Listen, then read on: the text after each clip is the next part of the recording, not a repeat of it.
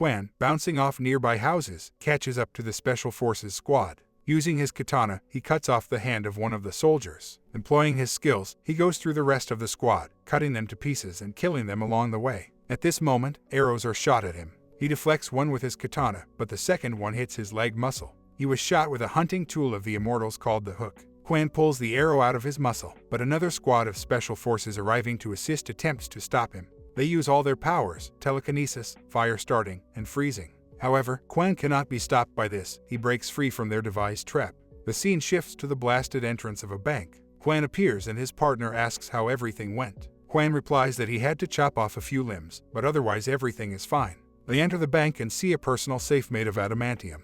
Hyun tells Kwan that he can crack this safe in no time, and gets to work. Upon opening it, they find a scroll. The parchment is made from the skin of a conqueror, a thoughtful choice, as this means it won't fade or get wet. They also find a tear of Helda. After taking everything they need, they prepare to leave, but a Special Forces soldier stops them. Kwan recognizes the familiar voice. It's Jeon Jinnam. The fact that Jinnam is of pure blood imposes certain duties on him. He simply has to live up to his family's expectations. And to gain favor, he needs to climb the career ladder as high as possible. Jinnam is of pure blood, but all his skills that he has earned were just luck. We see the story from Jinnam's perspective, sitting in an office, shuffling papers. And then he's sent on a mission. A bank has been robbed. Jinnam realizes for himself that this is a chance to prove himself. The opportunity is so great that now he stands before Kwan. Kwan pushes Hyun away, telling him to run, but Jinnam, skillfully wielding 2 pistols, does not intend to let them go. Jinnam shoots at Kwan, but Kwan shields the fire with his hands. Suddenly, a bullet flies past his face, opening like a petal. It's called an octopus. Jinnam orders Kwan to kneel, warning him that if he doesn't, the bullet will tear apart his muscles and nerves. At this moment, Hyun distracts Jinnam as he tries to escape, diverting Jinnam's attention and providing Kwan with the chance to take cover. Once hidden, Kwan's mask slips off, and he uses his teeth to pull bullets out of his hand. It's likely Jinnam didn't come alone. His companions must be nearby. The Immortal Special Forces differ from PWAT or private security squads. This needs to be resolved before the other fighters arrive. Kwan recalls his trainer's words, "If you don't want to be shot, learn to run in a way that you can dodge bullets." With these words in mind, Kwan emerges from his cover and, zigzagging, approaches Jinnam. With a swift strike, Jinnam is sent flying. However, at this moment, something happens. Jinnam targets Kwan's bone marrow with a knife. Even if Kwan has self-healing abilities, he would be reduced to a mere piece of flesh if his brain and body lose their connection. Kwan finishes off Jinnam with a kick, knocking him unconscious. Afterwards, Kwan meets with Hyun and advises him to lay low. He then changes into a delivery driver's uniform, hops onto a motorcycle, and rides off to a deserted motel. 12 hours later, the news reports on the bank robbery. Miho calls Kwan to tell him that everything went according to plan, and that the third team will go to court tomorrow. Ultimately, Kwan is left alone and he must resolve the problem finally. He calls the leader of another team, sending her a cryptic photo. The next day, the trial begins. The judge accuses the third team, but at that moment, Kwan arrives, announcing that he was the mastermind behind the robbery. Kwan admits that he was the sole instigator of the robbery. However, he argues that it was for a justifiable reason.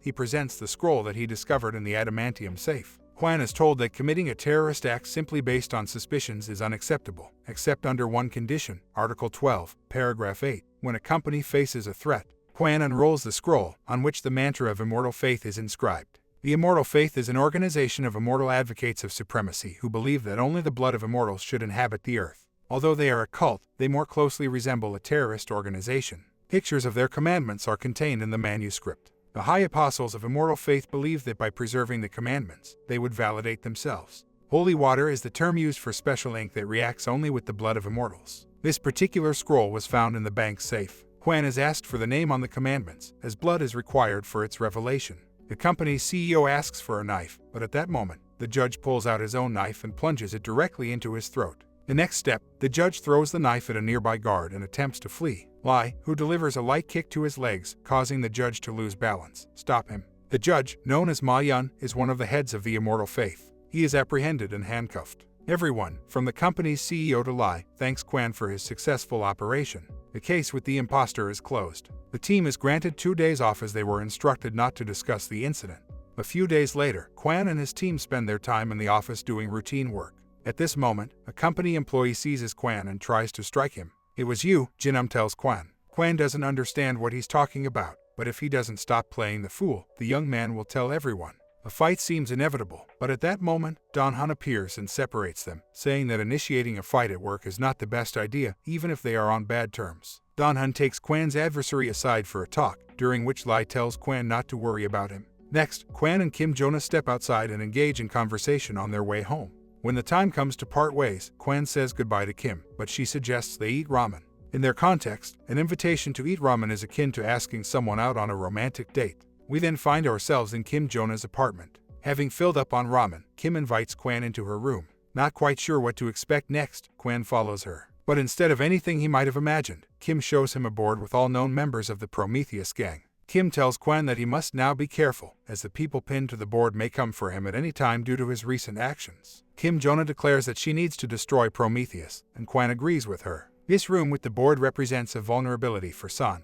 It's unclear what is motivating her, whether it's resentment or vengeance. In any case, Prometheus are their enemies, the forces of evil. After hearing Kim's words, Kwan cannot stop thinking about the presence of adversaries in the house. He returns to his own apartment and finds Jinam. A few minutes later, after a fight, Kwan sits on the sofa drinking coffee, with a defeated Jinam on the floor. The living quarters for ordinary workers are designed for 2 people per room.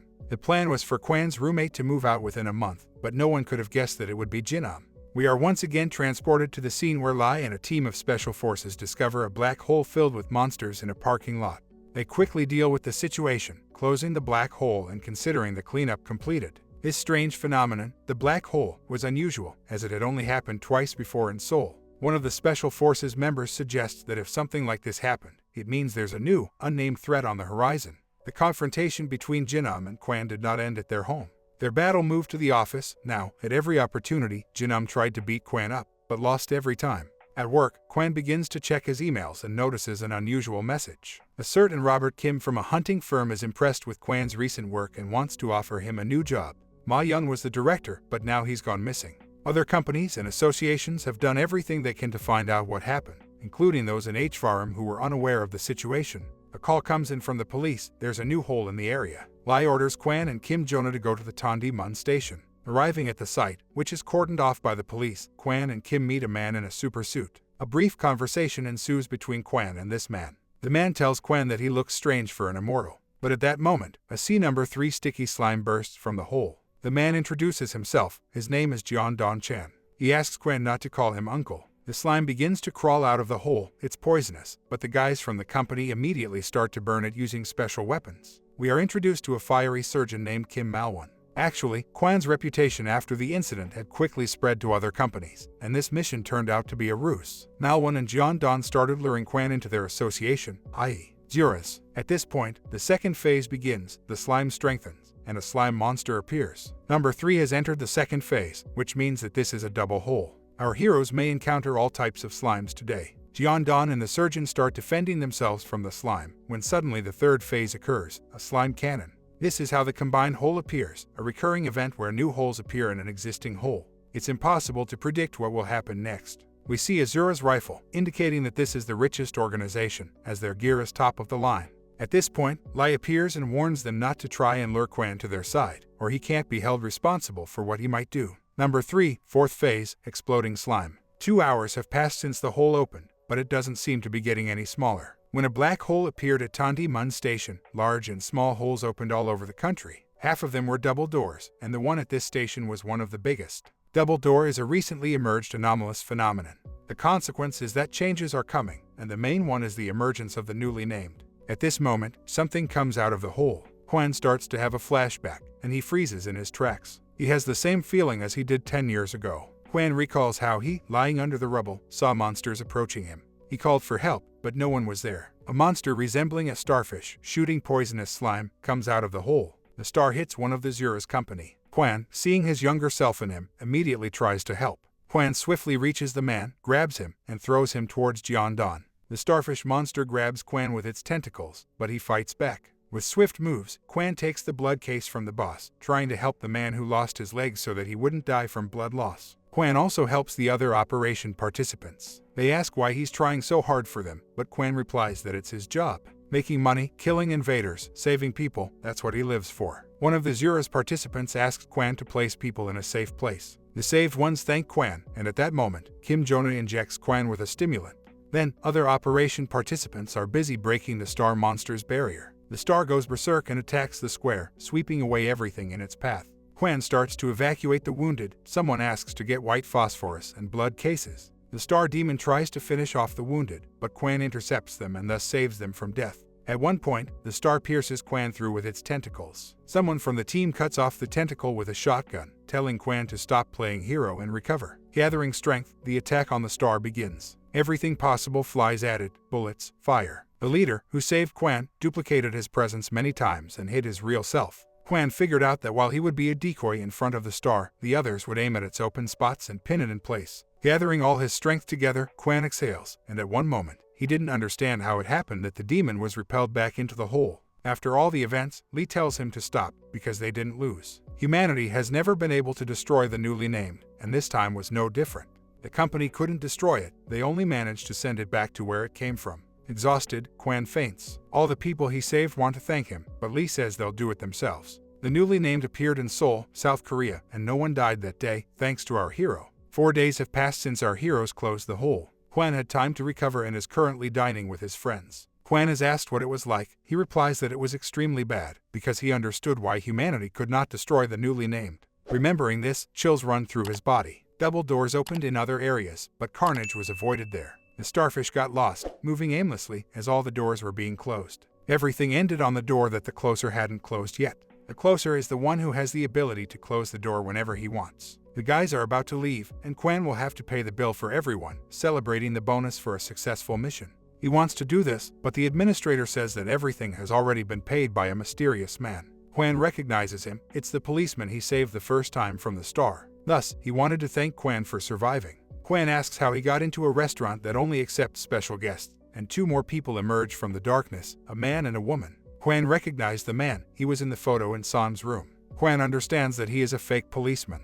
He tries to introduce himself, but Quan is not interested. He tries to attack him, but Quan's hand is grabbed by the second person. He was a trick. The fake cop is named Stephen Choi, and he works for a small but very busy employee search firm. He says he would like to introduce Quan to Prometheus. Quan refuses, saying he's not interested. They ask him to decide after he listens to them. Prometheus offers him specific conditions, but Quan refuses. They leave. Quan is nicknamed the Tandemon Savior. Quan tells his colleagues that Prometheus tried to lure him to their side. In the end, they tell him that they try to do this with everyone. Lee says there is work and Quan will go with him. Quan passes on to San the information that the man from the photo stood in front of him. They call him Crocodile. San's face changed. Quan asks what kind of job it is. Lee replies that it's a rescue operation for a man who is hiding in the mountains and has important information.